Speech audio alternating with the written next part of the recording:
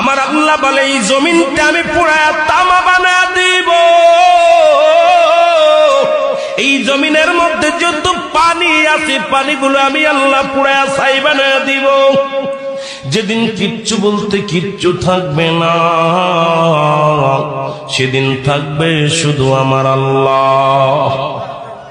আজকে কার জন্য সুদ খাও, কার জন্য ঘুষ খাও, কার জন্য ব্যভিচার করো, কার জন্য অন্যায় করো রে মন, কার জন্য তোমরা এত বাহাদুরি করো।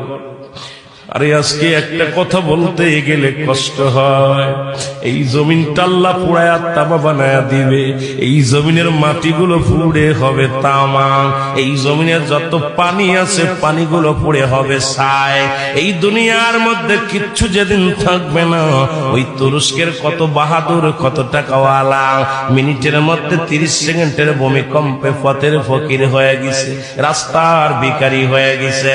আজকে তুমি দুনিয়ার মধ্যে কতই না মস্তানি করলা।